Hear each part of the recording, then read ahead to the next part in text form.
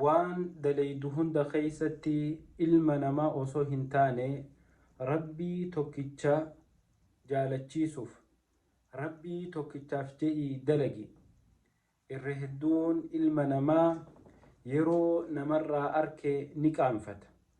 yeroo kophaa achi ba'e immoo waan ilma namaa irraa qaanfatu san hedduun keenya rabbi irraa hin qaanfannu.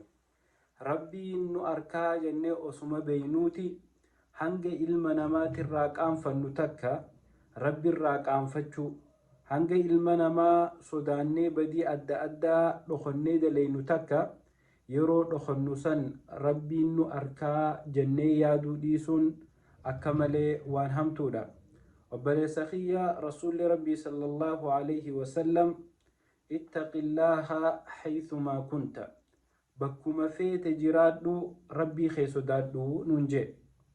waan dalaynu ilmi namaa maal naan ja'a, ilmi namaa natti mufata, ilmi namaa ni gammada, ilmi namaa ni aara, ilmi namaa naan lola jennee dalaguu osoo hin taane wanni dalaynu san rabbii tokkicha ni gammachiisti, wanni dalaynu san ammaasoo rabbii tokkicha ni mufachiisti jennee miizaana kanarra kaayuu qabna jechuudha.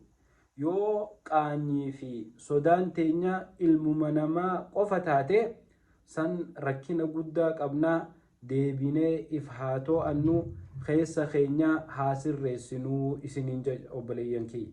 tanaaf yeroo hundaahuu yeroo waa dalaynu rabbi gammachiisuuf, yeroo hamtuu takka dalaynu ammoo rabbiin nutti akka dallanu beeyne ilma namaatirraa osoo hin sodaanne waa hunda keessatti rabbii if dura haa finnu. rasuulli rabbii sallallahu alayhi wasallam alhayaa'u min al-iimaan jedha, qaanfachuun iimaanarraa hija.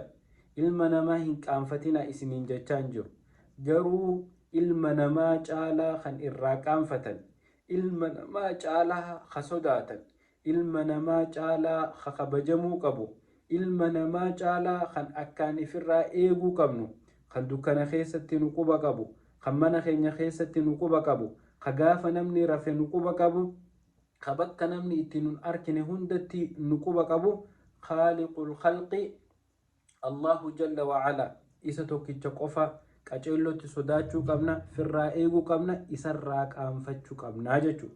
tanaaf obboleeyyan kiyya dalagaa khayrii ta dalaynu hunda rabbi nurraa haa qeebalu, badii teenya xiqqoo fi guddoo hunda rabbiin nuuf haa irra dabru.